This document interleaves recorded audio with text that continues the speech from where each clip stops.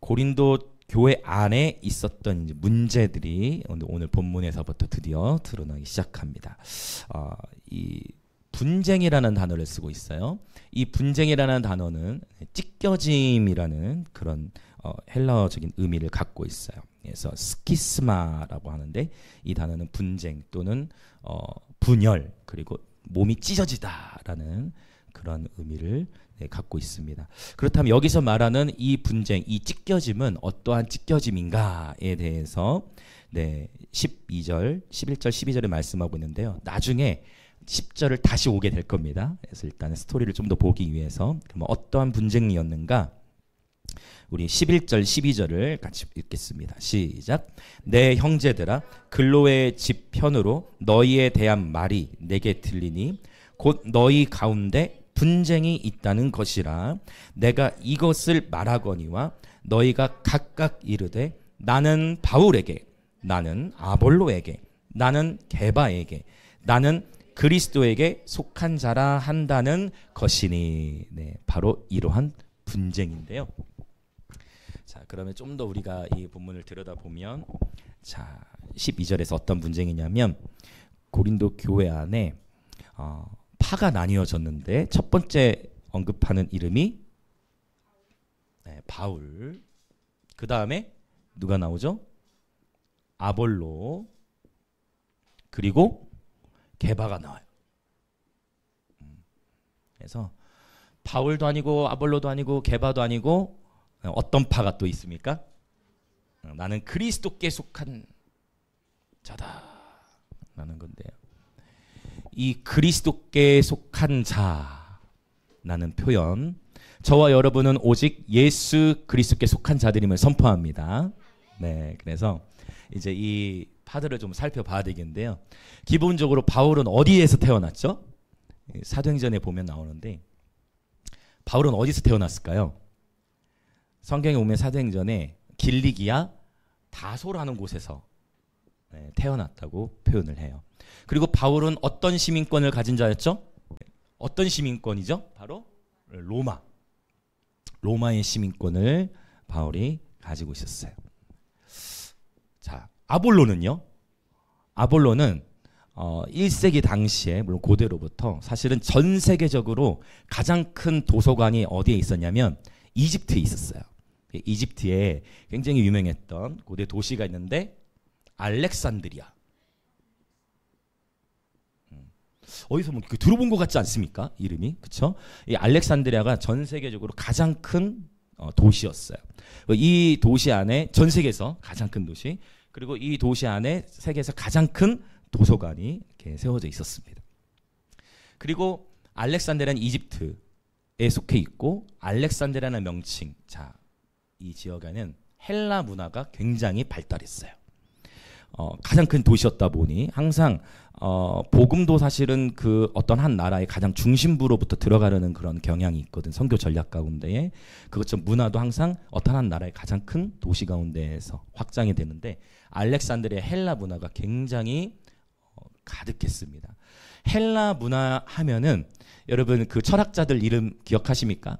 뭐 소크라테스, 그다음에 아리스토텔레스, 뭐 또 플라톤, 이렇게 나오는데 아리스텔로스, 특별히 이 아리스텔레스가 이제 수사학을 굉장히 이렇게 발달시키죠. 수사학은 뭐냐면 설득의 기술인데 이렇게 말하는 기술을 말하는 기술, 설득의 기술.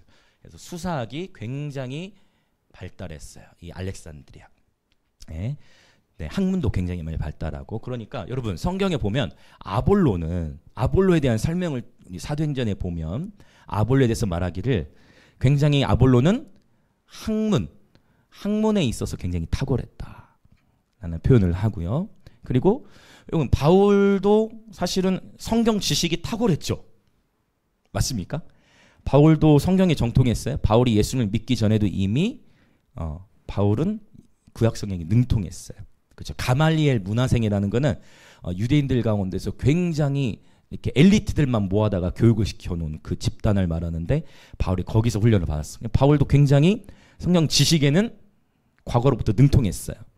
아볼로는요? 아볼로도 역시 학문적으로는 탁월했어요. 구약 성경의 능통, 구약 이게 이 표현도 의미가 있어요. 구약에 능통했다는 표현이 있어요. 사도행전에 보면 성경에도 능통했고 학문에도 능통했어요. 근데 바울과 아볼로의 차이가 있어요. 어떤 차이가 있을까요? 둘 다 지식은 아주 탁월해요.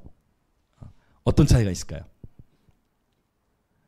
어떤 차이가 있냐면 바울은 자기 스스로를 얘기할 때 나는 지식은 많으나 말에는 어떻다고 했죠? 말에는 조라다라는 표현을 썼어요. 예, 아볼로는 지식도 탁월했지만 이 말도 달변가. 그러니까 말을 그렇게 잘해. 예, 그래서 성경이 뭐라고 표현하냐? 언변에 능통하다라는 표현을 했어. 그러고 보면 왜 어떻게 아볼로는 언변에 능통했을까요? 다 이 문화적 영향을 받는 거예요. 이해되시죠? 그러니까 아볼로는 이미 수사학적인 기술을 잘 탑재했기 때문에 목사님 왜 갑자기 수사학 얘기를 할까? 이게 오늘 본문과 결정적인 연결점이 있기 때문이에요. 특별히 고린도전서 안에서 그리고 오늘 본문에. 자, 그래서 아볼로는 말도 굉장히 언어 훈련도 잘 받았다. 달변가였다. 설득의 기술도 탁월했다. 그런 차이가 있죠. 단 아볼로는요. 우리가 또 사도행전 18장 19장에 넘어가서 보면 바울이 말에는 조랬을지 몰라도 바울이 이제 예수님을 만난 이후에 성령의 사람이 돼가지고 바울의 손수건을 딱 던져도 손수건에 닿기만 해도 치유되는 일들이 일어나. 그러니까 말은 약간 조랄 수 있지만 치유의 능력이 나타나 버리니까 하나님 막 권위를 부어주시고 바울을 통해서 놀라운 권세가 나타나요. 그리고 성경을 기록한 것들을 보십시오. 놀랍죠. 근데 확실히 이렇게 보면 여러분은 어떻습니까? 글을 잘 쓰는 것과 말을 잘하는 거는 항상 같지만은 않은 것 같아요. 어떨까요, 여러분? 그런 거 느끼지 않으세요? 그래서 야, 최고로 기가 막히게 좋은 분이다 싶은 분이 와서 설교하는 거 보면은 약간 말은 좀 잘 못하시는 것 같아. 그런 경우도 있고. 저 반대로 글에서는 별로 임팩트가 없었는데 또 이렇게 또 설교를 하고 말을 또 이렇게 잘하시는 분들이 있고. 근데 글과 말은 항상 같진 않지만 어쨌든 바울, 아볼로 둘 다 지식에는 능통했고 성경 지식에는 능통했고 바울은 성령을 체험한 이후에 예수님 만난 이후에 성령의 사도로서 놀라운 복음 전도의 사명을 이방인의 사도로 놀라운 사명을 감당하죠. 근데 아볼로는 계속 수사적인 영역 안에서 즉 기술은 계속 탁월함을 유지했지만 구약의 관점을 지니고 있었지만 아볼로를 무엇을 몰랐다로 성령이 표현하냐면 성령을 몰랐다라는 표현을 해요. 그래서 아볼로도 많은 제자들을 데리고 있었는데 아볼로와 아볼로의 제자들은 무엇을 몰랐다? 성령에 대해 몰랐어. 그래서 어떠한 학위도 없는, 이거 중요해요. 어떠한 학위도 없는 누구? 한 부부가 있었어. 한 부부가 있었어. 여성의 이름이 먼저 나와요. 지금 이렇게 하잖아요. 그러면 우리 주일학교들은요 일어서요. 자기가 먼저 하겠다. 와! 와! 아이들이 생각이 나네. 누구냐면 바로 브리스길라와 아굴라. 자, 아볼로는 세계적인 도시에서 학문을 갈고 닦았어요. 근데 뭐를 몰라요? 성령에 대해 깨닫지 못해.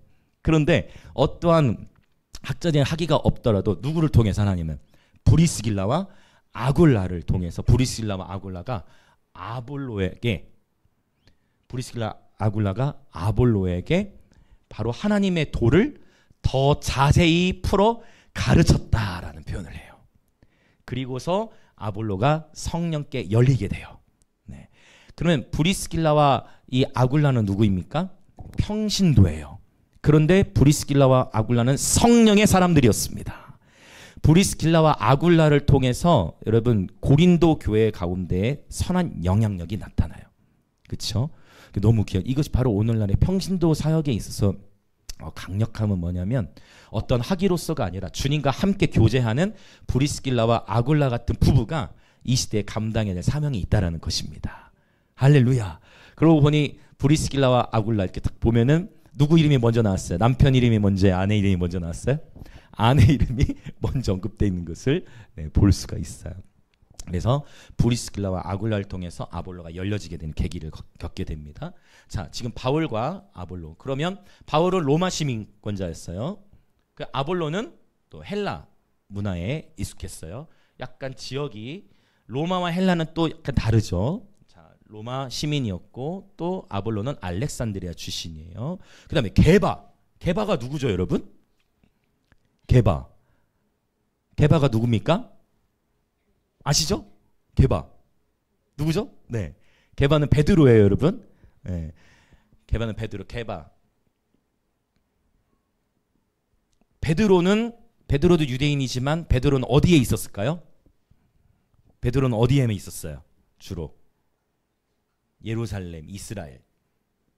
도시로 보자면 예루살렘. 즉, 네, 물론 갈릴리 어부 출신이지만 결국 바울은 이방인의 사도로 가고, 그다음에 베드로는 유대인의 사도. 그래서 베드로는 끝까지 유대인들을 위한 중점적인 사역을 감당했던 것을 보여집니다. 그러니까 이렇게 보면요, 비교점들이 딱 나와요. 이제 뭐냐, 파가 나뉘게 된 데에는 여러분 항상 이 지역 감정이라는 것을 무시할 수가 없어요.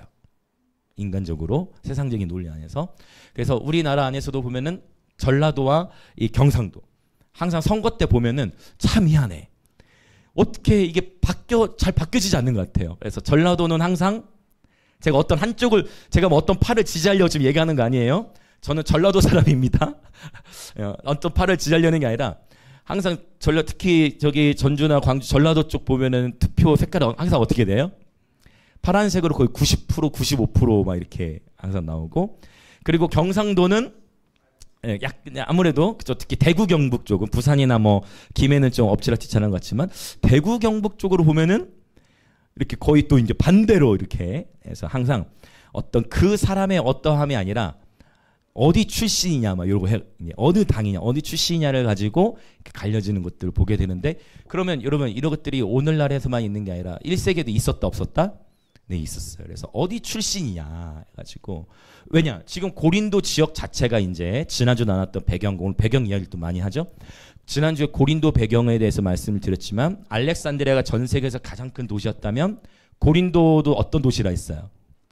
상업과 무역에 있어서는 네, 또 가장 또 세계적으로 큰 영향 끼쳤던 그런 도시였기 때문에, 그러면 고린도 지역으로 당연히 전 세계 사람들이 많이 몰려오겠죠.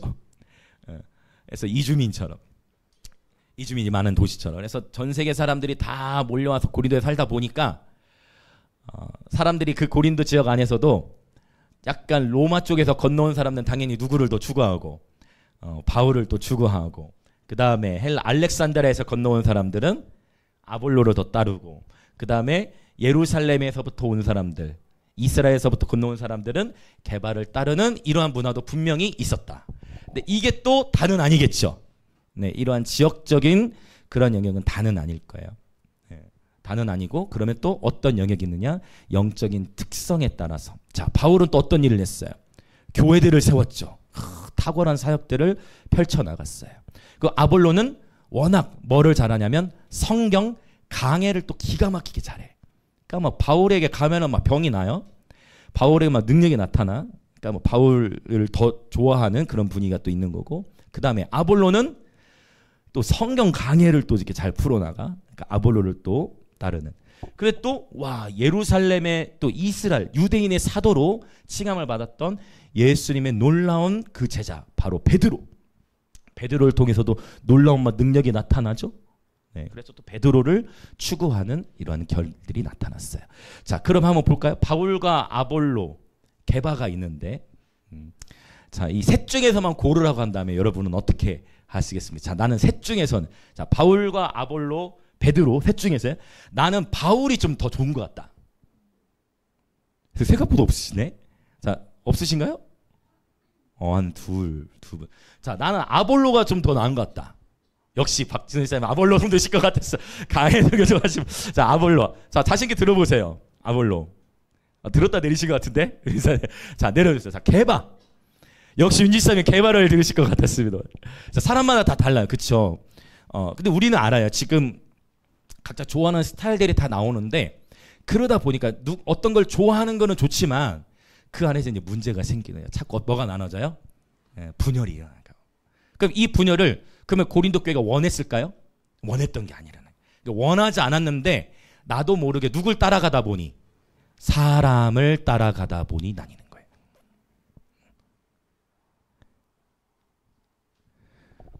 여러분, 특별히 하나님의 사람을 존중하는 것은 너무 좋은 문화인데, 특별히 내가 어떤 특정한 한 사람을 특별히 더 좋아하는 그런 문화가 이거는 이 자체가 나쁜 게 아닌데 그런 관계 속에서 그러한 상황 속에서 자연적으로 타당이 나눠지게 됐던 그런 모습을 이제 고린도 교회 안에서 볼 수가 있는 것입니다. 그렇다고 한다면 우리 정치적으로도 우리는 좌도 아니고 우도 아니고 우리는 오직 예수님을 따라가야 하듯이 아멘. 신앙적으로도 바울, 아볼로, 게바 이게 중요한 게 아니고 이것을 고린도전서 이제 나중에 3장에 가서 보면 바울이 또 뭐라고 얘기합니까? 나는 심었고 아볼로는 물을 주었을 때 오직 자라나게 하시는 분은 하나님이시다. 아멘. 이게 이러한 배경 속에서 이제 나온 그런 말씀인 거죠. 오직 자라나게 하시는 분은 하나님이시다. 그래서 저와 여러분은 오직 예수 그리스도만을 따라가는 예배자들 되시길 축복합니다. 아멘. 자, 이제 좀 더 나가 봅시다. 우리 13절 바울이 속상한 상황에서 말씀합니다. 13절 같이 읽어볼까요? 시작. 그리스도께서 어찌 나뉘었느냐? 바울이 너희를 위하여 십자가에 못 박혔으며 바울의 이름으로 너희가 세례를 받았느냐? 바울이 지금 두 가지를 얘기해요. 십자가 그리고 세례에 대해서 언급합니다. 여러분, 바울이 고린도 교회 성도들을 위해 십자가에서 죽은 것이 아닙니다. 십자가에서 고린도 교회 성도들을 위해 죽으신 분은 누구예요? 예수님이십니다. 바울이 그걸 얘기하는 거예요. 그리고 세례에 대해서도 얘기하죠. 바울이 세례를 주었어요. 또 베드로도 뭐 수천 명에게 여러분 베드로, 그러니까 세례만 놓고 보면 베드로는요 정말 수천 명의 침례를 줬어요. 바울은요 오늘 말씀이 이제 뒤에 나오는데 몇 명 안 줘요. 네. 그러니까 세례만 놓고 보면은 이런 그러니까 딱 이거예요.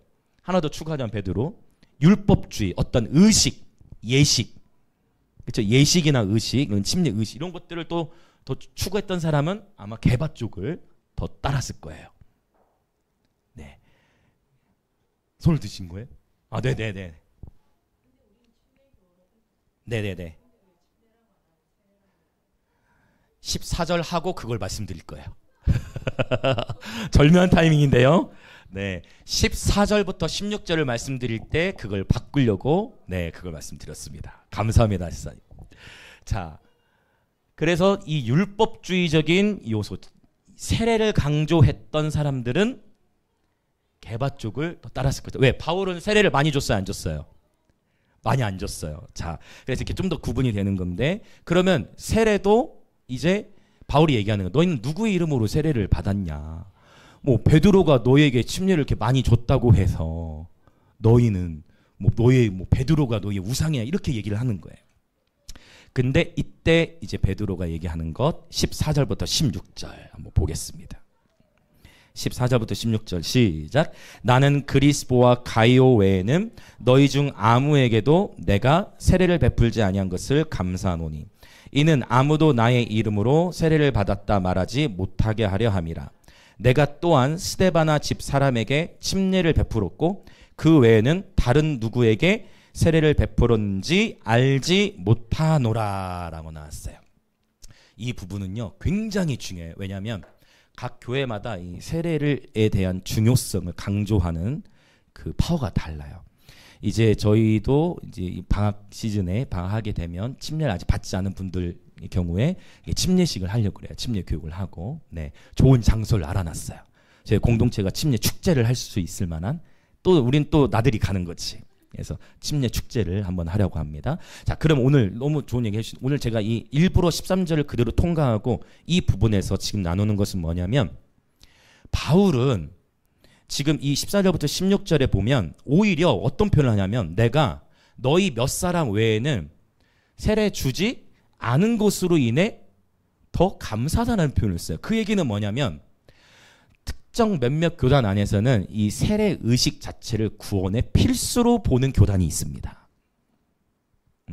이것은 옳지 않다라는 것을 이 시간 말씀드려요. 세례라는 것은 구원의 필수가 아니라 나는 이제 그리스도의 사람입니다 라는 것을 고백하는 신앙 고백적인 어떤 행동, 이것을 예언적 행동이라고 하죠. 나는 이제 예수 그리스도의 사람입니다 라는 것을 표현해내는 예언적인 행동으로서 표현되어지는 것이지 세례 자체가 구원의 필수 조건은 아니다라는 것을 우리는 이 본문을 통해서 알 수가 있어요. 자, 그러면 이제 우리가 바꿔줘야 할 표현들이 제가 예전에 요한복음 강해할 때부터 언급했던 것이 또 단어가 있어요. 그리고 이제 이 세례 단어도 이제 바꿔서 표현하는 것을 오늘 말씀드리려고 했는데, 여러분 요한복음 나눌 때 제가 이 표현을 했습니다. 예수님께서 오병이어 사건 속에서 제자들과 사람들에게 나눠줄 때, 제자를 통해 사람들에게 나눠줄 때 예수께서 하늘을 우러러 보시며 뭐 하시고? 축사하시고 떡을 떼어 나눠줬다라고 했잖아요. 그래서 축사라는 단어 기억나십니까? 언급했던 거 단어를 이제 하나씩 바꿔가는. 그렇죠. 자, 성경에서 쓰인 축사의 의미. 그래서 예전에 한번 나눴던 기억이 나요. 여러분은 축사하면 뭐가 떠오르십니까? 라고 제가 했을 때 대부분 축사하면 뭐가 떠올라요? 귀신 쫓아내는 걸 떠올린다. 그러나 세상의 사람들은 축사하면 뭐를 떠올릴까요?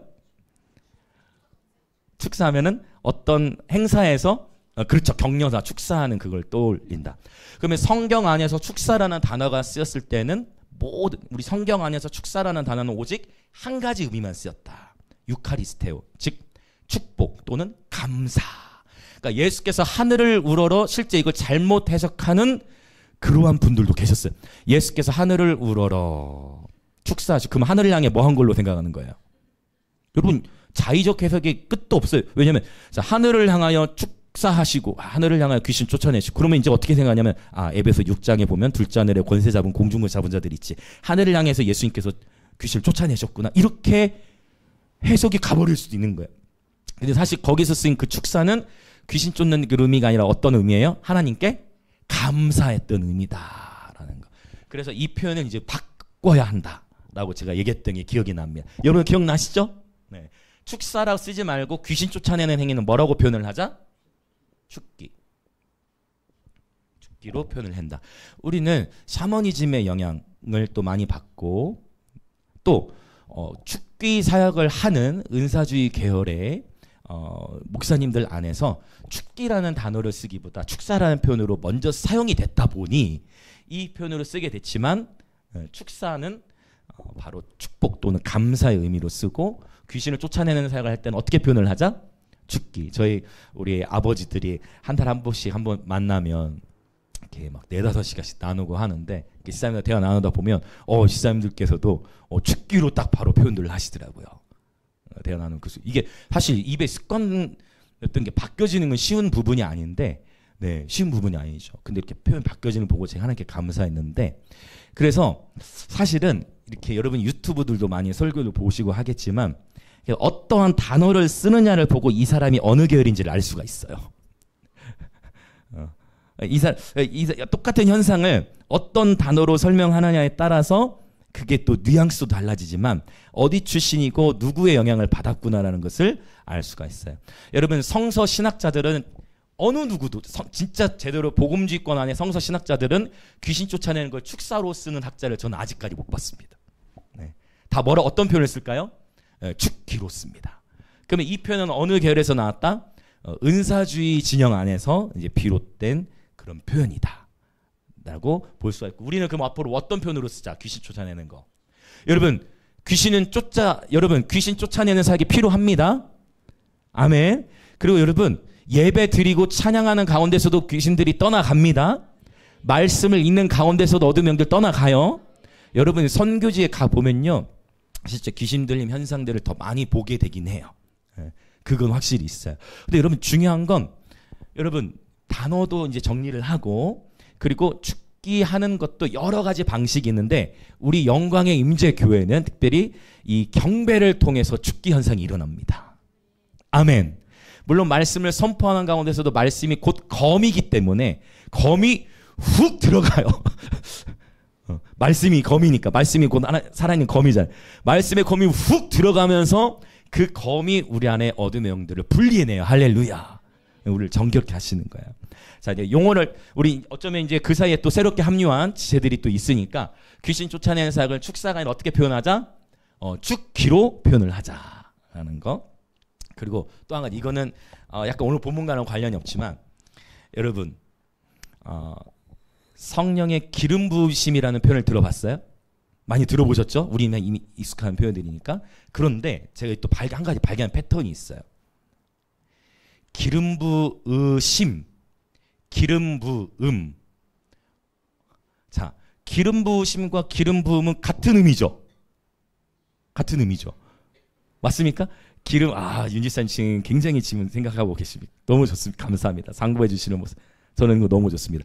기름 부으심, 기름 부으심, 기름 부음. 같은 걸 의미하잖아요. 근데 기름 부으심과 기름 부음. 어떤 단어를 쓰는 게 좋을까요?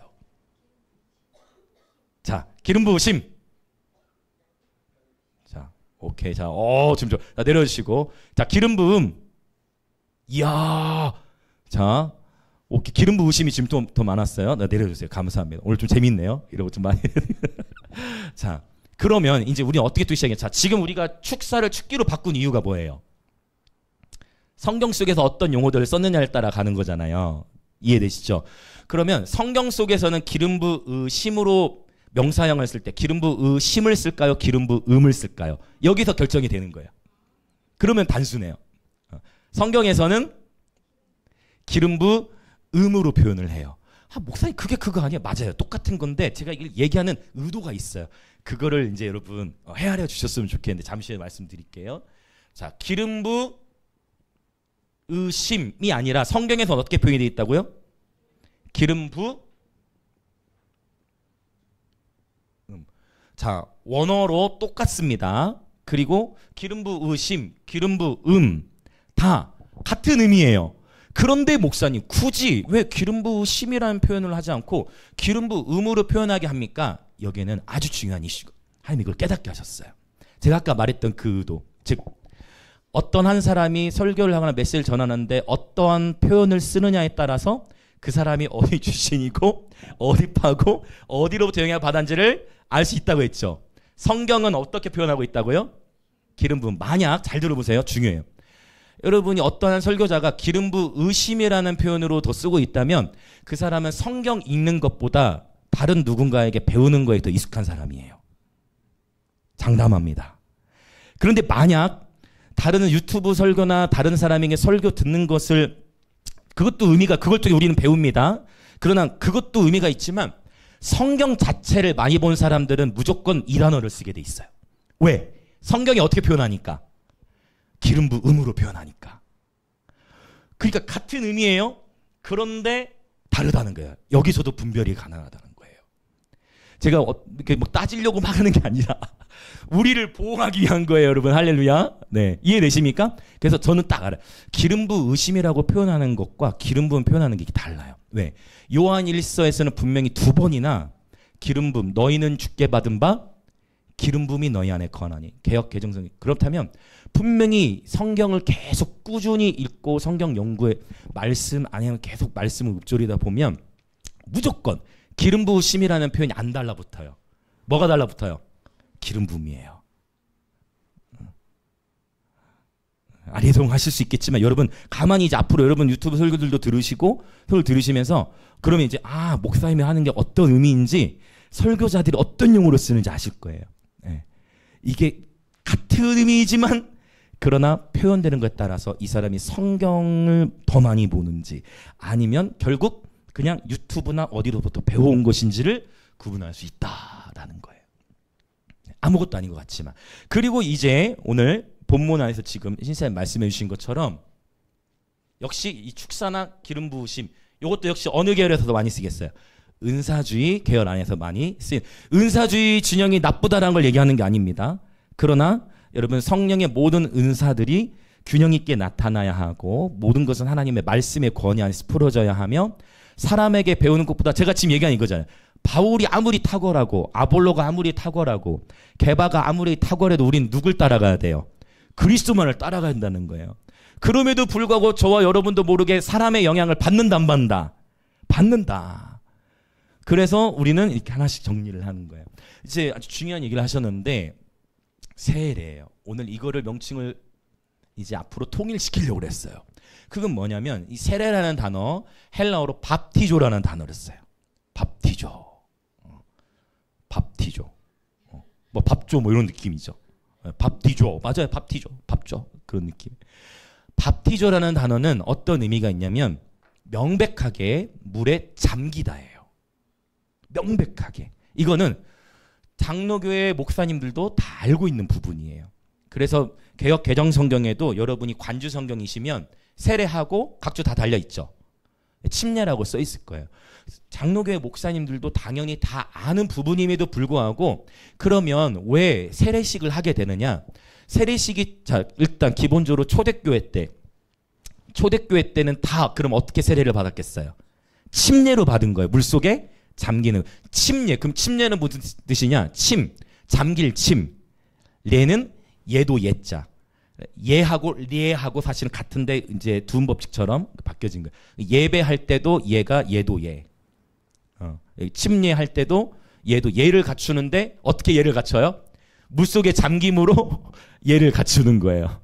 굉장히 의미가 있어요. 예수 그리스도와 함께 나는 이제 십자가 완전히 죽었다. 나는 진짜 죽었다. 라는 것을 상징적으로 물속에 완전히 잠겼다 나오는 게 침례 예식인데 이번 여름 기간 중에 침례식을 할 예정입니다. 침례 축제를 벌입시다. 그래서 너무 귀한 시간들이 될 거라 생각합니다. 자, 그래서 물속에 잠기는 건데 그러면 왜 세례로 변화되게 되었느냐? 문제가 생기는 거예요. 1세기 때는 다 그렇게 침례 의식을 하고 했지만 이제 어떤 문제가 생기느냐? 첫 번째, 물이 부족한 지역에서 문제가 생겼어. 특히 광야. 유대광야. 물이 없어. 침례식을 해야 되는데 그래서 예전에는 그래서 그럼에도 불구하고 침례식을 해야 된다. 물이 부족하더라도 그런 사람 당연히 있겠죠. 자, 한번 볼까요? 자, 물이 부족하더라도 두 가지 여러분 또 손 들어보는 거예요. 자, 물이 부족할 때는 물에 잠기지 않고 그냥 약식으로 하는 것도 의미가 있다라는 견해가 있고 물이 부족하더라도 어떻게든 재탕을 계속해서라도 침례를 받는 게 맞다. 자, 이 두 가지를 한번 봅시다. 자, 첫 번째. 자, 물이 부족하더라도 그곳에 재탕을 하더라도 침례를 받는 게 좋겠다. 자신 있게. 네. 자, 내려주시고. 자, 그럼 물이 너무 부족하면은 그냥 약식으로 하는 게 좋을 것 같다. 다 이쪽이 맞습니다. 오케이. 좋아요. 자, 내려주십시오. 지금 아주 좋은데, 여기 두 의견 다 타당한데, 제가 역사를 설명을 드릴게요. 그래서 초대교회로부터 말씀을 배워왔던 하나님의 사람들이 가뭄의 시간들이 또 컸을 거 아니에요. 그 가운데 침례식을 하는데, 물이 너무 부족하니까 재탕을 계속했어. 근데 어떤 일이 생겼느냐? 전염병이 돌아버렸어. 그래서 많이 죽었어요. 무슨 말 이해되시죠? 그러니까 그 침례탕에 재탕하고 계속 들어갔던 사람들은 좋은 의도예요, 나쁜 의도예요? 좋은 의도죠. 하나님을 순수하게 믿고 순수하게 따르려 했던 부분인데 지금 유익한 시간 되고 계십니까, 여러분? 괜찮으시죠? 네. 그 속에 계속 재탕이 되다 보니까 그 사이 전염병이 돌면서 그것도 모르고 들어갔다가 전염병이 걸리고 약도 발달하지 않았으니까 그 사이에 많이 죽음을 겪게 되는 그런 공동체의 사건들이 굵직굵직하게 일어났던 거예요. 그래서 역사적으로 그럼 어떻게 했느냐? 이럴 때에는 우리가 침례 자체가 구원의 필수는 아니니까 그 침례 자체 구원의 필수는 아니니까 물 부족한 상황에서는 약식으로라도 하자. 이렇게 선한 의도에서부터 이 세례 예식이 시작되게 된 겁니다. 충분히 합리적이죠. 그렇게 해서 오늘날 장로교에서는 세례식을 하는데 근데 오늘날은 상황이 달라. 오늘날은 어때요? 오늘날은 그것 때문에 문제가 생기지 않아. 그렇기 때문에 그렇다면 오늘날에는 당연히 뭘 하는 게 좋겠어요? 침례식을 하는 게 좋겠죠. 근데 또 이런 경우도 있어요. 연세가 100세, 110세가 되셨어. 근데 지금 침상에서 예수님 영접하셨어. 근데 주님 만날 준비를 하시다가 침상에서 복음도 예수님 영접하셨어. 목사님, 제가 침례를 받아야 되겠습니다. 자, 이제 진짜 언제 소천하실지 모르는 상황인데 침례를 받아야 되겠습니다 하고 그 상황 속에서 침례식을 하는 게 좋을까요? 아니면 약식으로 세례식을 하는 게 나을까요? 여기서는 의견이 갈라질 것 같아요. 여기서는. 근데 자칫 거기서 침례식을 하다가 침례식과 함께 소천하실 수도 있는 거예요. 그러면 이게 하나님께 영광이 될 수도 있지만 이게 그쵸? 반대의 결과가 나타날 수도 있어요. 그래서 그런 경우라면 저 같으면 세례식으로 하는 게 더 좋은 것 같아요. 이해되시죠? 그러니까 고린도전서는 계속 이 얘기하는 거예요. 지난주 기억하세요? 머리 2건 쓰는 거. 왜 2건 쓰는지. 공동체를 서로 보호하기 위해서.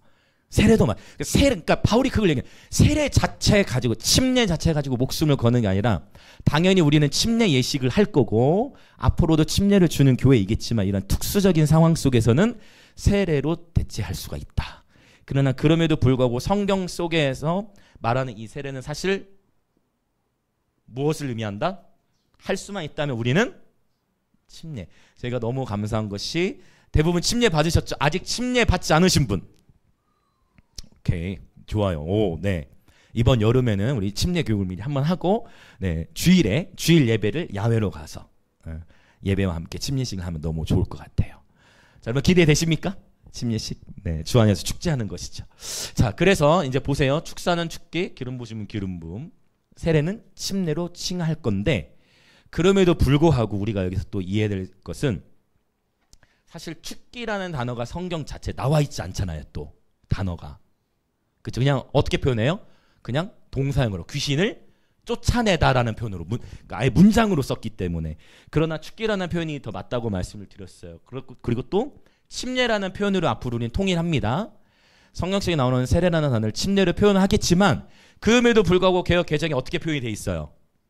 세례라고 돼 있기 때문에 세례라고 읽는다고 해서 그 사람을 향해 정죄하면 된다 안 된다? 그럴 필요는 전혀 없다.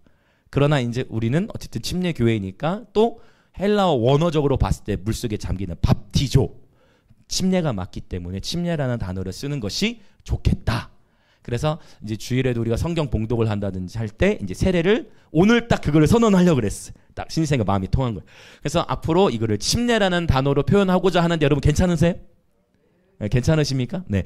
그러더라도 세례라는 표현 쓰더라도 뭐 괜찮습니다. 그러나 일단 좀 더 원어적으로 침례라는 단어를 쓰면 좋을 것 같아요.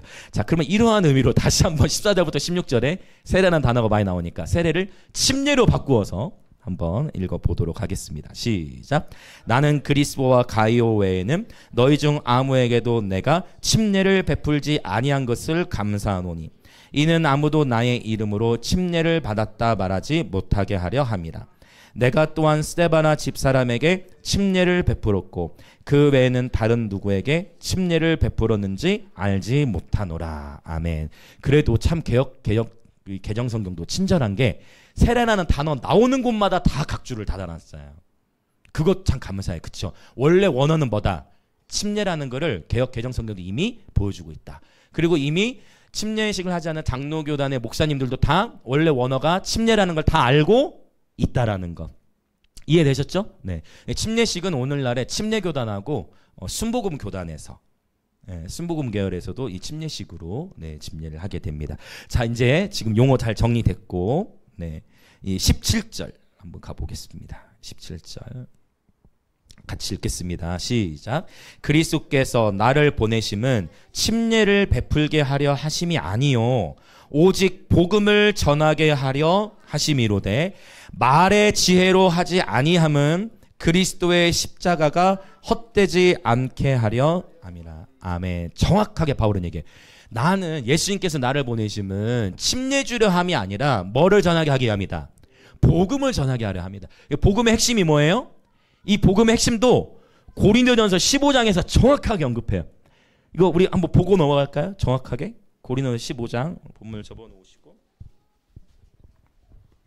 이게 딱 벌써 하나님께서 요한복음 이후에 고린도전서로 인도하시는데 되게 감사한 것 같아요. 저도 이 본문을 지금 준비해 나가면서 확증을 받게 됩니다. 우리 고린도전서 15장 1절부터 4절까지만 읽어봅시다. 시작.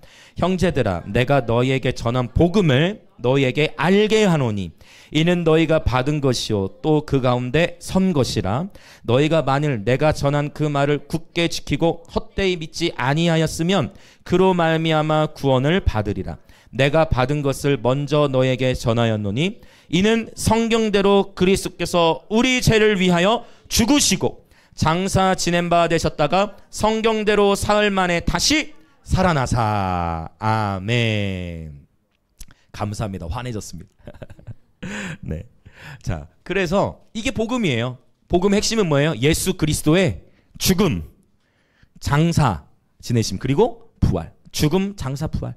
예수 그리스도가 기쁜 소식이시고 좀 더 들어가면 예수 그리스도의 죽음과 장사와 부활하심. 이것이 복음입니다.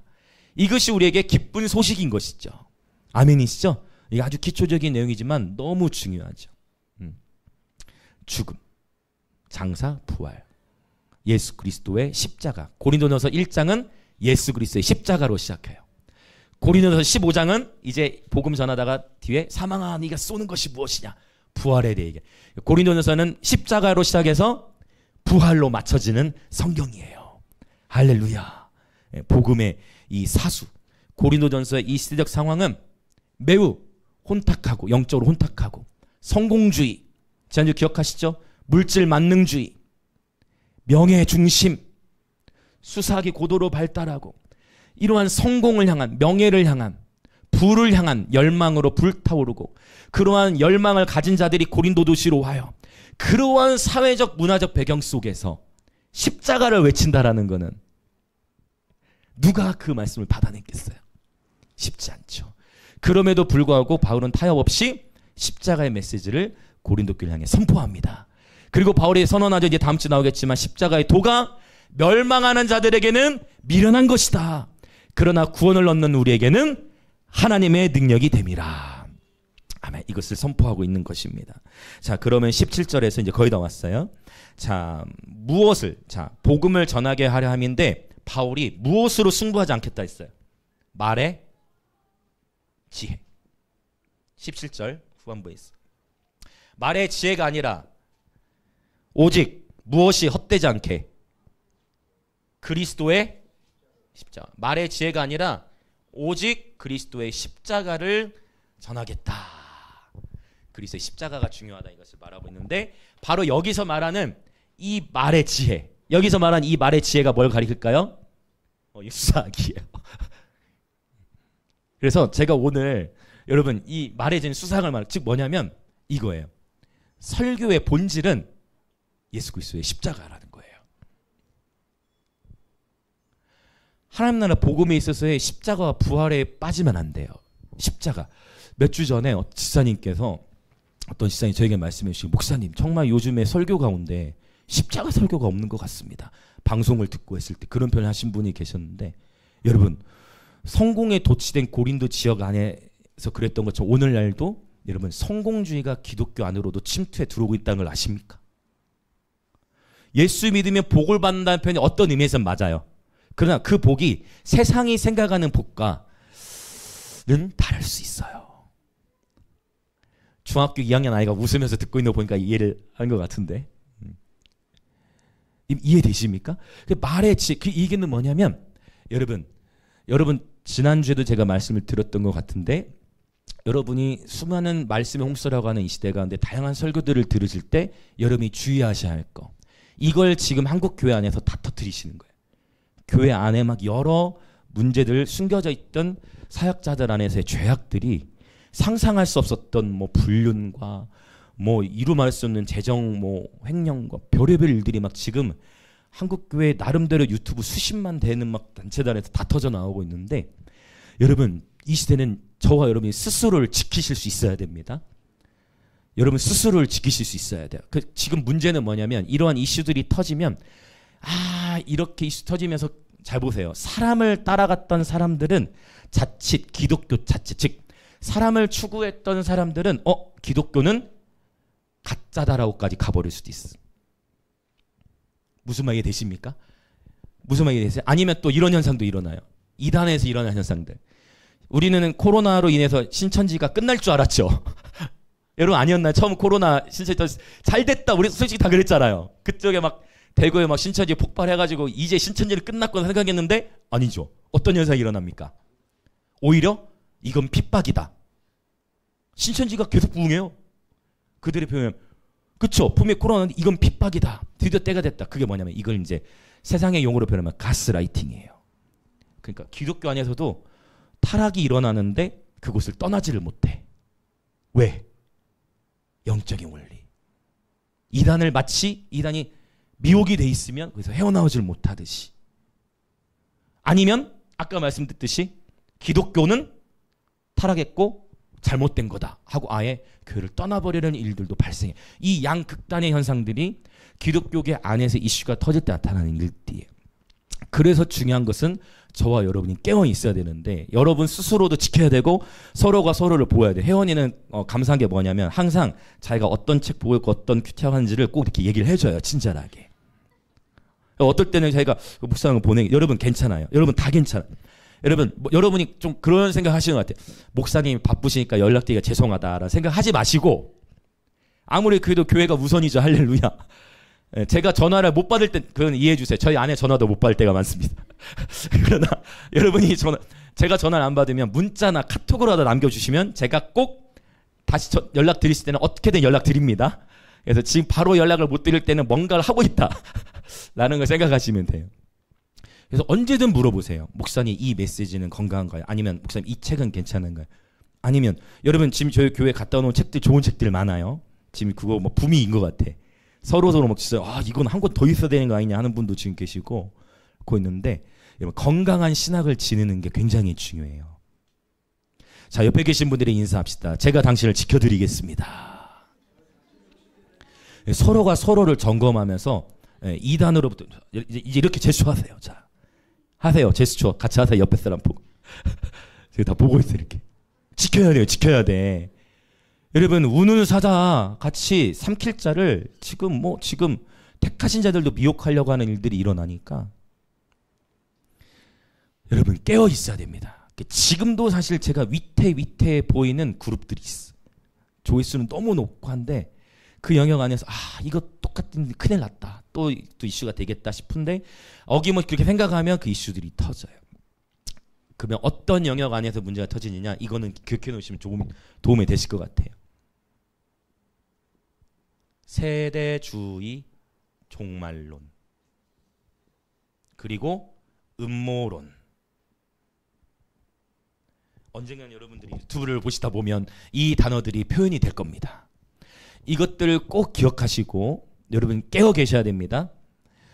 왜 이 영역들이 세대주의 종말론 음모론의 영역이 중요하냐면 한때 이제 어른들은 다 들어보셨을 거예요. 한때 어떤 메시지가 유행했냐면 과자 봉지 지키는 바코드를 보고 이 바코드가 뭐다? 짐승의 표다. 들어보셨어요? 자, 들어보신 분들 어디 봅시다. 그렇죠. 지금 보세요. 지금 오늘 이걸 얘기하게 하신 이유가 있네. 자, 내려보세요. 근데 제가 그때 바코드가 짐승의 표라고 말한 그 설교자가 설교 마치고 바코드 찍힌 책을 팔고 있더라고.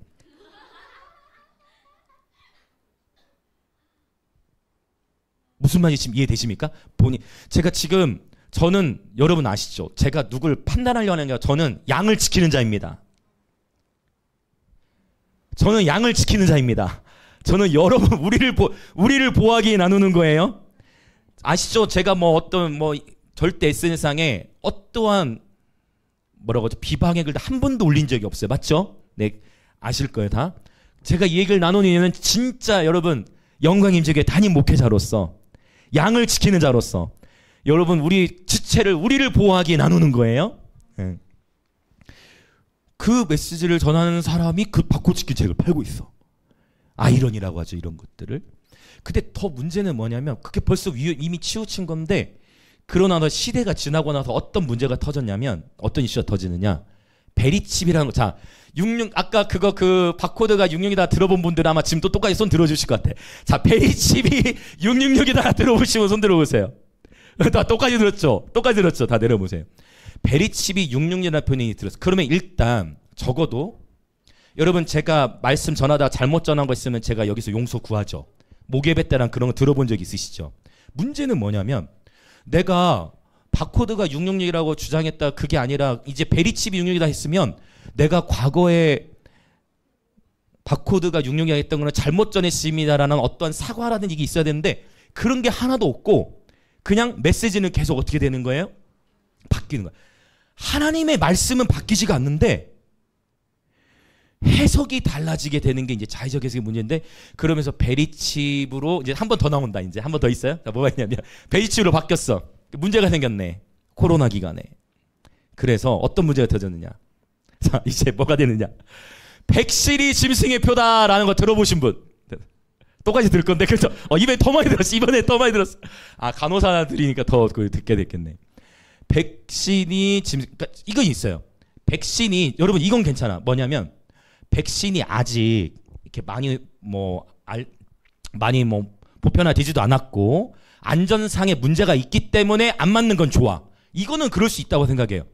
이해되시죠? 그러니까 백신이 건강상의 이유로 아니면 건강상의 이유가 크겠죠. 부작용에 대한 염려로 인해 안 맞을 수 있어. 이것까지는 괜찮은데 백신이 666이다 하면 그거를 또 믿는 사람이 많을까요? 안 많을까요? 많아요. 그러면 그렇게 해서 백신을 안 맞게 되는데 여러분, 그러니까 지금 666에 대한 해석도 계속 바뀌어져 가고 있거든요.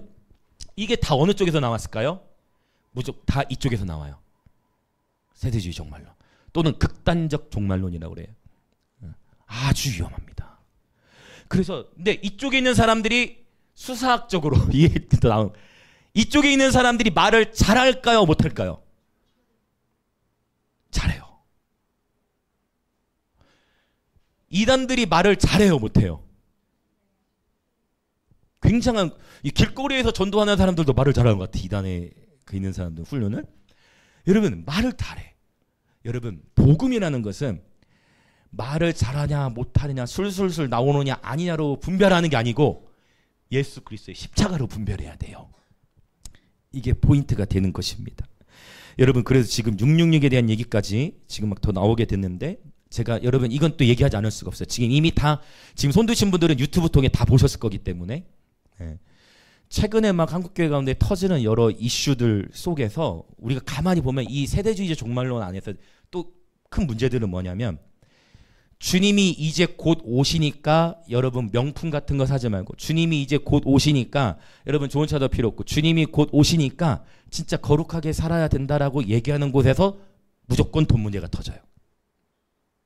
아직까지 주님이 이제 곧 그러니까 이게 아이러니. 주님 곧 오신다는 건 진리죠. 그리고 당연히 그렇게 우리가 기도해야 되죠.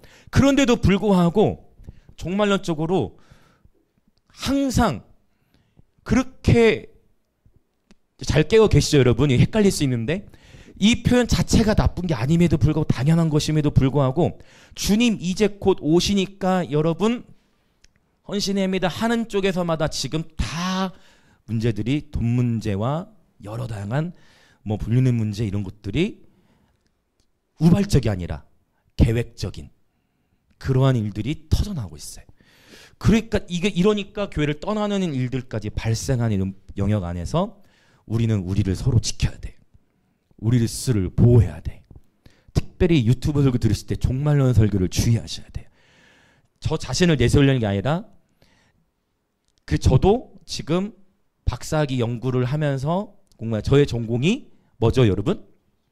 요한계시록이에요. 근데 제가 지금 요한계시록 강의를 바로 안 하는 이유가 있다고 했어요. 들은 적 있으실 거예요. 제가 왜 요한계시록 설교 바로 안 한다 했죠?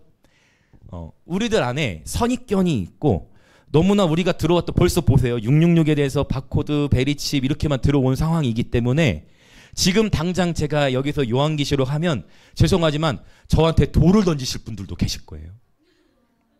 진짜로. 정말 저한테 화를 내실 분들도 계실 거예요. 저는 이해해요. 충분히 그래서 제가 하나씩 선입견을 제거하고 있어요. 요한복음에서도 그걸 꽤 많이 제거했어. 알게 모르게. 그래서 하나씩 건강하게. 하나님의 말씀은 변함이 없어요. 아멘. 그래서 짜맞추는 걸 늘 주의해야 돼. 또 아까 제가 말씀 이 세대 유물 또 조금 있으면 뭐가 나오느냐? 적그리스도가 마지막 때 일어나는데 어디서 나온다고 했냐면 이거 다 아까 손드신 분은 다 들어보셨을 거야. 유럽 연합이 적그리스도의 국가다. 들어보셨죠? 네, 들어보셨을 거예요. 유럽 연합에 대해서. 왜? 당시에 유럽 연합에 몇 개 국가였냐면 10개 국가였어요. 근데 틀렸죠?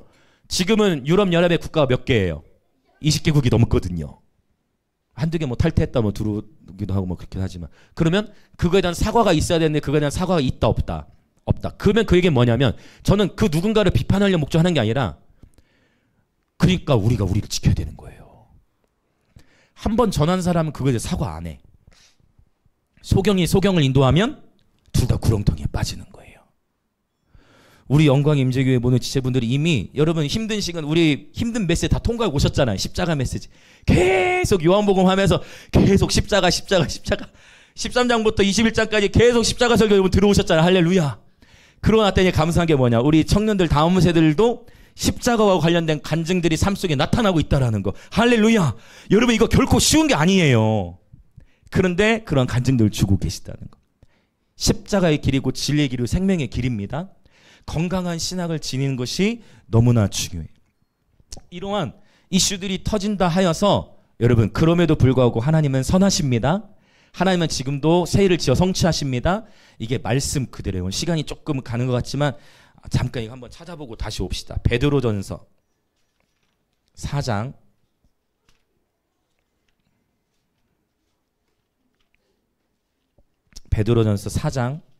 17절. 베드로전서 4장 17절. 같이 읽겠습니다. 시작.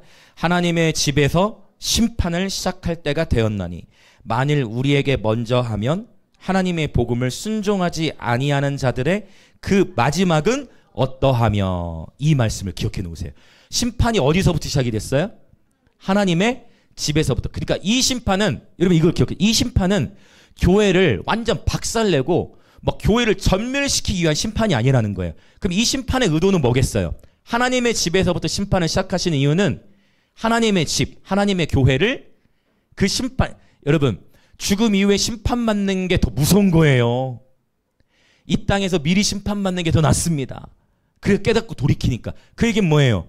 바로 하나님의 집 안에서 있었던 불의들이 드러나면서 하나님의 집으로 하여금 뭐하게 하는 거예요? 회개하게 하는 거예요.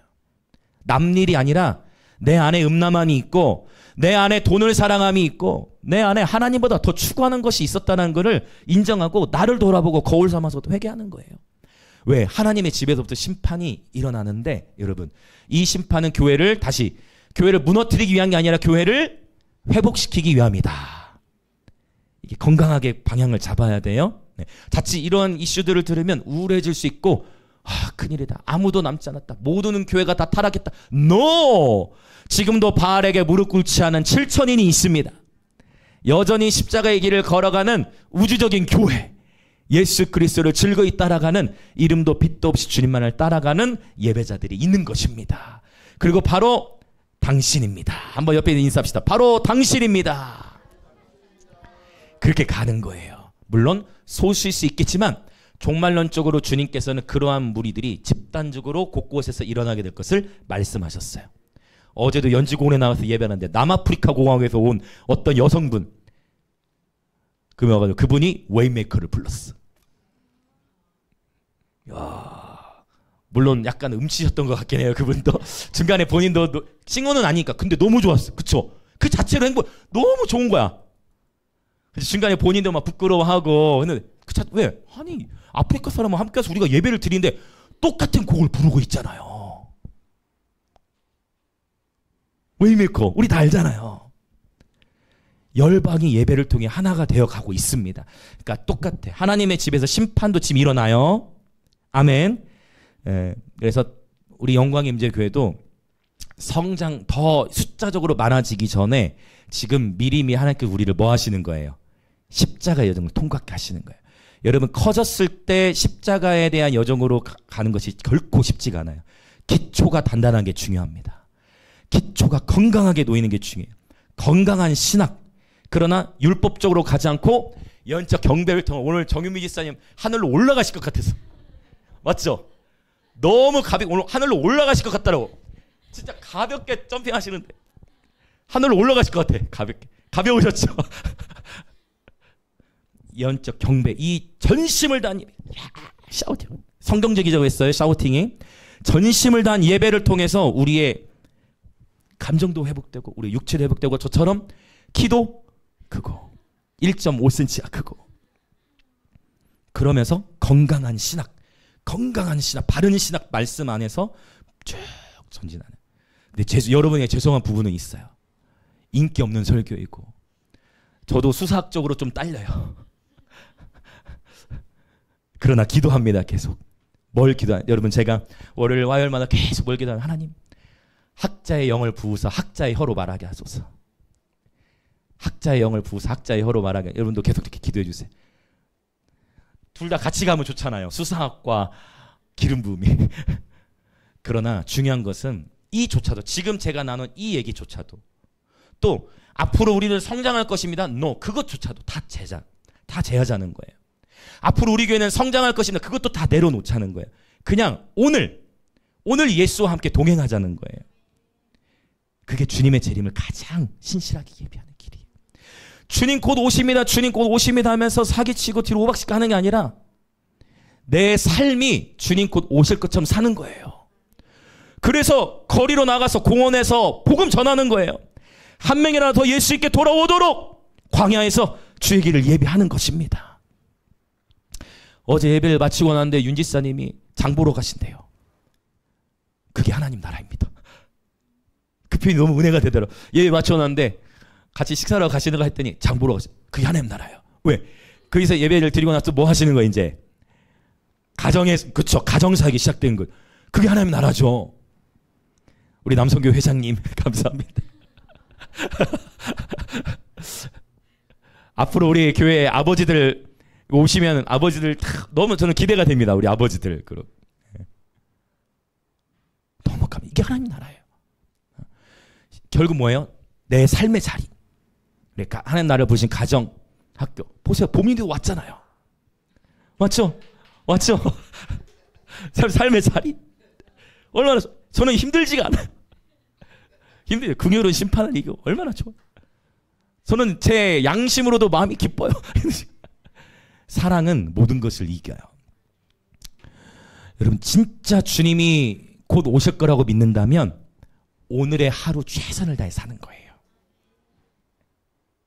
하나님이 우리에게 보내신 지체를 서로 사랑하고, 하나님의 나라가 멀리 있는 게 아닙니다. 우리 가운데 있어요. 여러분 저는 세속적인 목사가 아니에요. 어제 은우가 그 라면 끓인 사진 보셨죠? 사진으로 조금 맛없게 보였을 수도 있지만은 되게 맛있었어요, 여러분. 은우 라면 얼마나 잘 끓인 줄 아세요? 그러니까 하나님은 서로 예배를 통해서 그리고 공동체 안에서 이 기쁨을 누리게 하시는 거예요. 이 평안을 누리게 하시는 거예요. 이것이 하나님 나라예요. 할렐루야. 하나님의 나라가 멀리 있지 않습니다. 하나님의 나라는 우리 안에 있습니다. 그 주님 말씀하세요. 적은 무리여 너희는 무서워하지 말고 두려워하지 말라. 너희 아버지께서 너에게 그 나라 주시기를 기뻐하시느니라. 여러분 축복합니다. 우리의 삶으로 주님 오실 길을 예비하는 예배자 됩시다.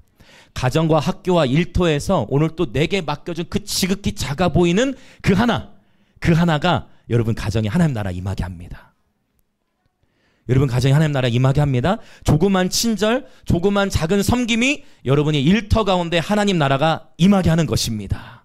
아멘. 이제 다시 10절 한 번 더 보고 우리 기도할 준비하겠습니다. 우리 고린도전서 1장 10절 같이 다시 한번 선포합니다. 시작. 형제들아, 내가 우리 주 예수 그리스도의 이름으로 너희를 권하노니 모두가 같은 말을 하고 너희 가운데 분쟁이 없이 같은 마음과 같은 뜻으로 온전히 합하라. 자, 지금 같은이라는 단어를 3번이나 반복하고 있는데 3번 나오는 게 뭐죠? 같은 말, 그 다음에 같은 마음, 또 같은 뜻이 있죠. 여러분 솔직히 우리가 살아온 배경이 다르고 삶의 자리가 다른데 우리가 다 동일한 말이 나오기 쉽겠습니까? 우리가 어떻게 동일한 마음이 될 수 있겠어요? 우리가 어떻게 동일한 뜻이 될 수 있겠어요? 인간의 힘으로는 불가능하다는 거.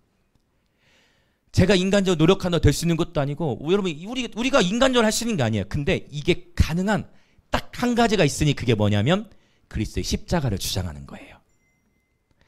예수님께서는 맞대잖아요. 예수님께서는 나를 위해서도 십자가에서 죽으셨지만 여러분을 위해서도 죽으셨고, 자 옆에 계신 분이 인사합시다. 예수님께서 당신을 위해 십자가에서 죽으셨습니다. 당신을 위해 십자가에 죽으셨습니다. 아멘. 그만큼 소중한 지체예요. 그분이 나를 위해서만 죽으신 게 아니라 내 옆에 있는 지체를 위해서도 죽으셨어요. 봄이나 예수님께서 너를 위해 십자가에서 죽으셨다. 아멘. 우리를 십자가에 죽이 그리스도의 십자가를 주장할 때만 비로소 우리 마음이 하나가 될 수 있는데 이거 한 단어를 또 보고자 해요. 뭐냐면 마지막에 있는 같은 마음과 같은 뜻으로 온전히 합하라. 온전히 합하라라는 단어는 헬라어로 카타르티조라는 단어를 쓰는데 이 단어가 굉장히 흥미로운데 카타르티조. 이 카타르티조는 마태복음 4장 21절에 온전히 합하다. 자, 온전히 합하라는 단어가 마태복음 4장에서 어떤 의미를 쓰냐면 어부들이 예수님의 제자들이 고기 다 잡거나 그물을 깁다. 그물을 깁는다는 건 뭐예요? 그물을 수리하다라는 의미가 있어요.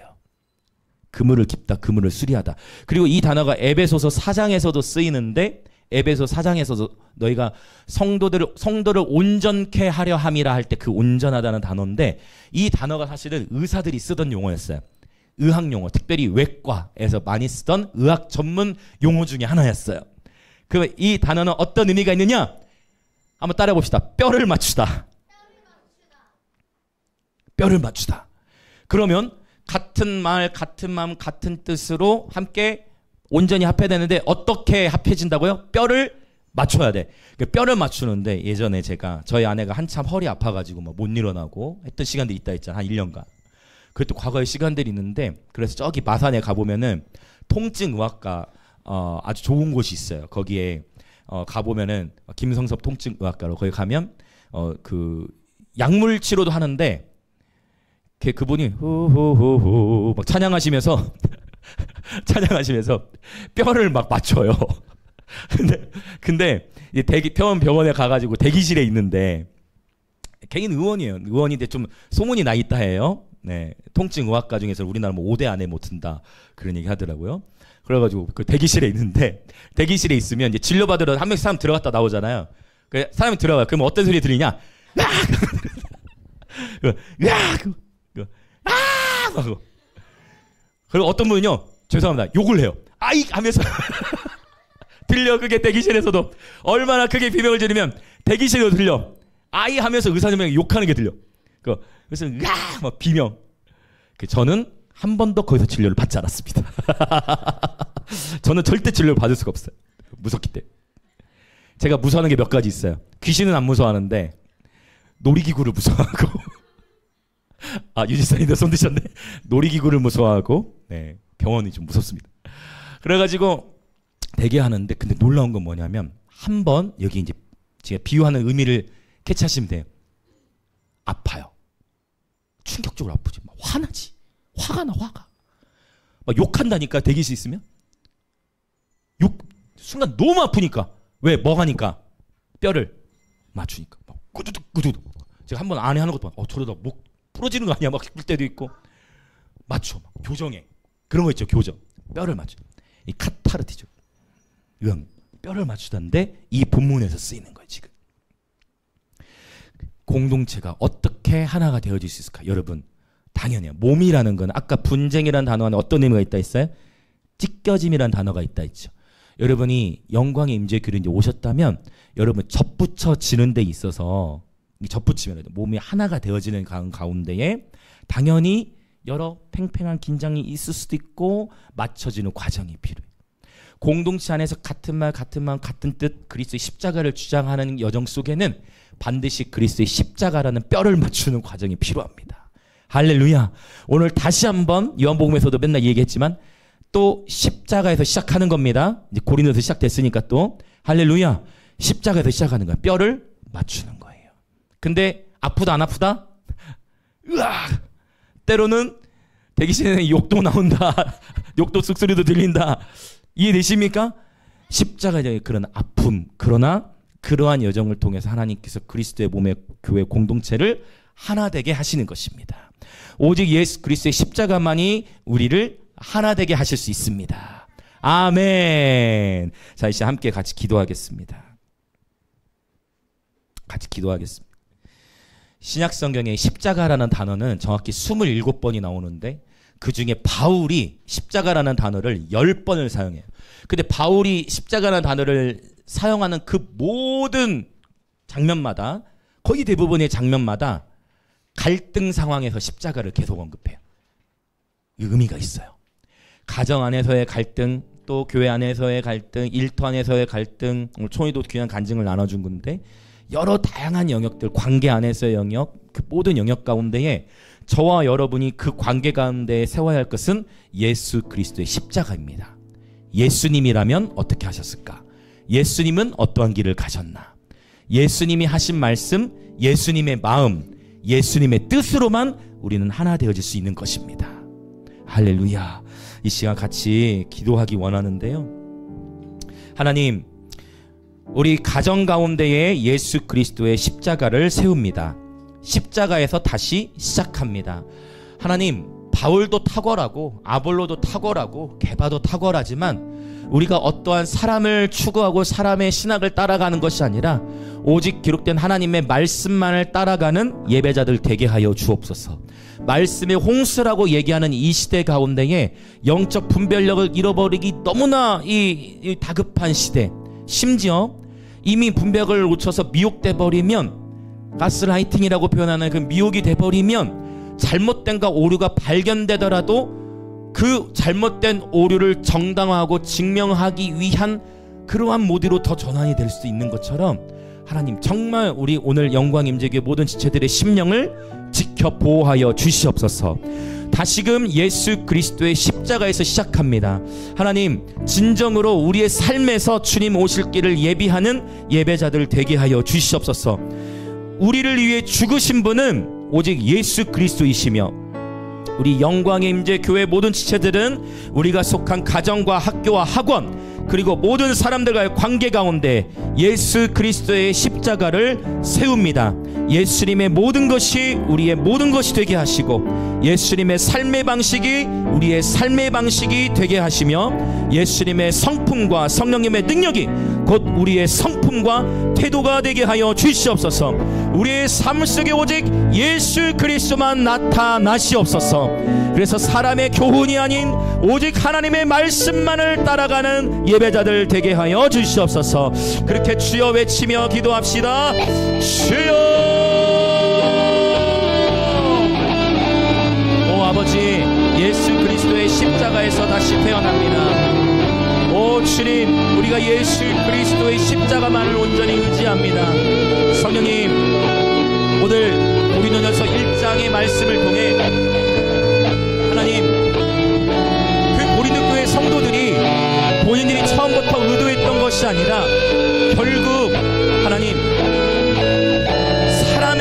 사람은 다 연약함이 있고 사람을 추구하다 보면 그 사람을 추구하다 보면 주님의 길을 놓치게 되는 것을 우리는 보게 되어집니다. 하나님, 오늘 고린도 교회에게 주셨던 말씀을 우리 모든 영광의 임재교회 지체들이 취합니다. 아버지, 우리는 오직 바울도 아니요 아볼로도 아니요 게바도 아니요 우리는 오직 예수 그리스도만을 따라가는 교회 되게 하여 주시고 아버지, 끊임없이 분별하되 하나님의 사랑 안에서 진리의 말씀을 옳게 분별하는 그러한 예배 공동체 되게 하여 주시옵소서. 오 성령님, 인기를 따라가는 것이 아니라 고린도적인 문화처럼 성공주의를 따라가는 것이 아니라 물질주의를 따라가는 것이 아니라 아버지 고린도교회처럼 성공을 향하여 나아가는 것이 아니라 바로 오늘 하나님이 우리에게 주신 예배의 비전을 따라 예수 그리스도와 함께 동행하며 주님 우리에게 줄로 재어주신 구역인 가정과 학교와 일터 그리고 만나는 모든 이들과의 관계 속에서 실제적으로 더욱 낮아지고 섬기며 예수께서 가신 십자가의 길을 따라 나아가는 그러한 예배 공동체 되게 하여 주시옵소서. 예수께서 인자가 이 땅에 오면 섬김을 받으려 함이 아니요 오히려 섬기고 많은 이들의 대성물로 주려 함이라 말씀하신 것 같이 아버지, 섬김을 받기 위하여 살아가는 것이 아니라 아버지, 섬김을 통하여 누구든 크고 자란 자는 작아지게 되고 오 주님, 자기를 낮추는 자는 높아지리라 말씀하신 것 같이 오직 그리스도의 마음, 그리스도의 사랑으로 섬기며 그리스도의 사랑으로 나아갈 때에 같은 말, 같은 마음, 같은 뜻을 품고 예수 그리스도의 십자가에서 다시 태어나는 영광의 임재교회 모든 지체들 되게 하여 주시옵소서. 아버지, 우리 영광의 임재교회에게 허락하신 예언적 경배와 또 하나님의 말씀, 바로 바른 신학, 아버지 비록 이 무익한 종이 말에는 졸하다 할지라도 그러나 오직 순전하고 순결하신 하나님의 말씀을 그 바른 정도를 걸어갈 수 있는, 그렇게 말씀과 경배의 균형을 갖춘 예배 공동체 되게 하여 주시옵소서. 오직 주님 우리 모든 지체들을 붙드시고 주의 성령으로 강권하여 주시며, 주님 믿음이 믿음을 더하시고 예수 그리스도의 그 십자가의 간증이 끊이지 않게 하시고, 오직 주께서 행하시는 그 모든 일들을 바라보며 증언케 하여 주시옵소서. 아멘 아멘 아멘 아멘 아멘. 할렐루야 할렐루야 할렐루야. 우리 한 번 더 기도하기 원하는데요, 지난 목요일에 하나님께서 깨우쳐 주셨던 그런 내용이 마태복음 4장, 또 창세로부터 시작된 바로 보암직도 하고 먹음직도 하고 지혜롭게 할 만큼 탐스럽기도 한 육신의 정욕, 안목의 정욕, 이생의 자랑의 시험을 예수님께서도 동일하게 마태복음 4장에서 통과하시는데, 이 시험을 예수께서 통과하실 때 두 가지의 무기가 있었어요. 먼저는 기록되었을 때. 그런데 어떤 때는 기록되었을 때도 사탄도 기록되었을 때를 자의적으로 자기에게 맞춰서 해석하는 걸 봐요. 먼저는 기록되었을 때, 즉 하나님의 말씀으로 아주 기초를 단단히 놓아야 합니다.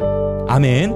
그와 동시에 너는 오직 하나님께만 경배하라.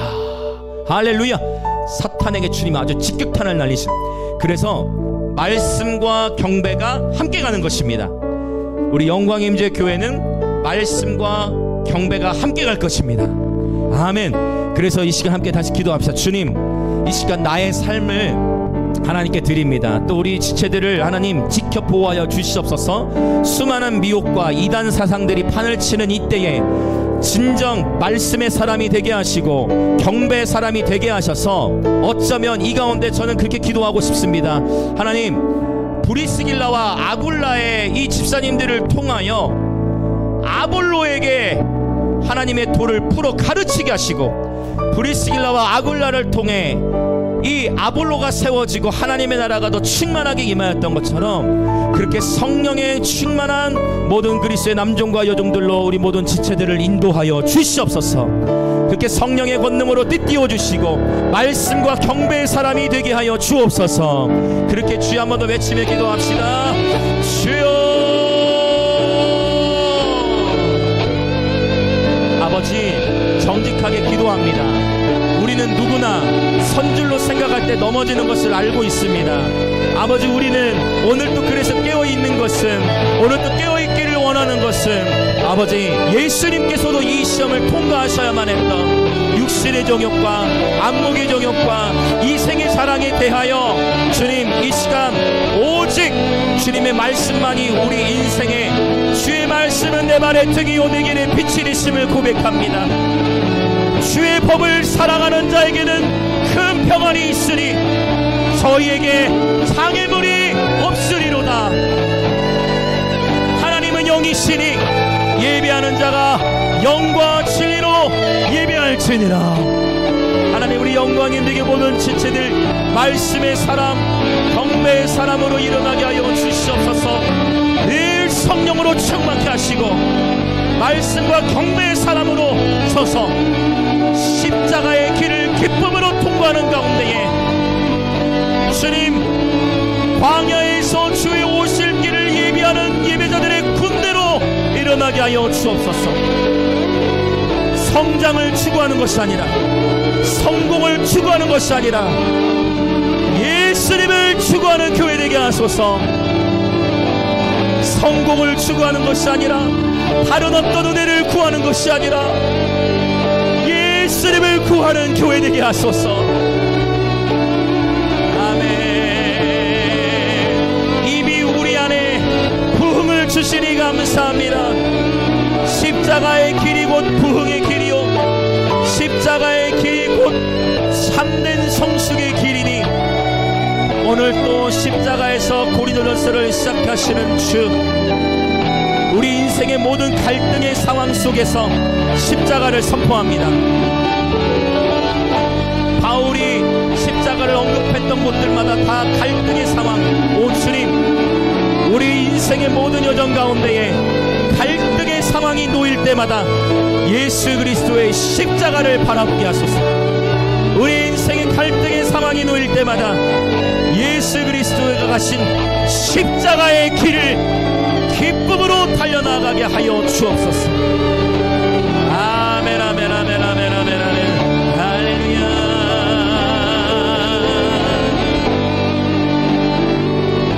아멘 아멘 아멘 아멘 아멘 아멘. 할렐루야. 오직 주님만을 신뢰합니다.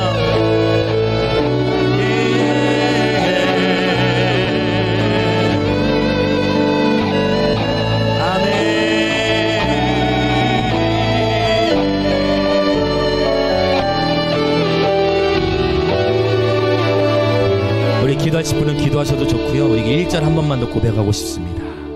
난 무엇과 너 주님을 바꾸지 않으리.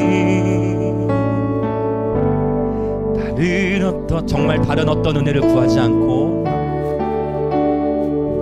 오직 예수만이 내 삶의 도움이시니 주의 얼굴 보기. 나 무엇과도 주님을 바꾸지 않으리. 다른 어떤 구하지 않으리. 오직 예수만이 내 삶의 도움이시니 주의 얼굴 보기 원합니다. 주님 사랑해요.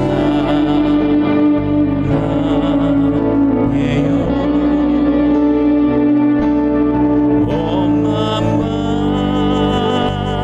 정성 다해 예수님의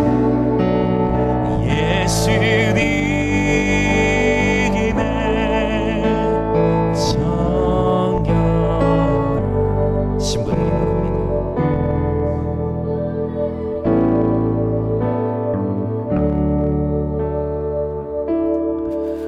사랑의 주 예수님, 나보다 나를 더 잘 아시는 예수님, 오늘 우리가 정직한 심령으로 주 앞에 기도하는 것은 하나님, 나도 모르는 사이 수많은 메시지들을 듣는 가운데에 어떠한 바울파나 게바파나 아볼로파나 사람의 교훈에 의하여 나와 주님과의 교제가 사람의 누룩에 의하여 형성되는 것이 아니라 오직 순결하고도 무교병이신 하나님의 순전한 말씀에 의하여 우리 신학의 바른 가치관이 세워지게 하여 주시고, 하나님, 우리 인생의 그 갈등의 모든 상황 속에서 언제든 예수 그리스도의 십자가를 주장하는 예배자 되게 하여 주옵소서. 다시금 십자가에서 시작합니다.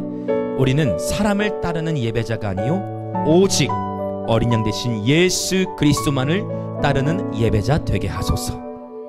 그렇게 바르게 분별할 수 있도록 우리의 심령이 자기 욕심에 이끌려 미혹되지 않도록 우리 스스로의 마음이 이생의 자랑과 안목의 정욕과 육신의 정욕에서부터 자유하여 말씀과 경배의 사람으로 살아가도록 아버지, 오늘 하루도 예수와 친밀히 동행하며 하나님 나라를 누리며 살아가는 예배자, 우리의 가정과 학교와 일터 만나는 모든 일과의 관계 가운데에서 예수와 동행함으로 말미암아 하나님의 나라를 이뤄가는 예배자, 이것이 곧 주의 오실 길을 예비하는 삶이요 다시 오실 주님을 정말 고대하는 우리 삶의 자리에서 삶을 신실히 살아가는 것, 이것이야말로 최고의 종말을 준비하는 것이니 오늘 또 하나님의 말씀으로, 이 말씀의 검으로 우리를 새롭게 하시는 주께 감사드립니다.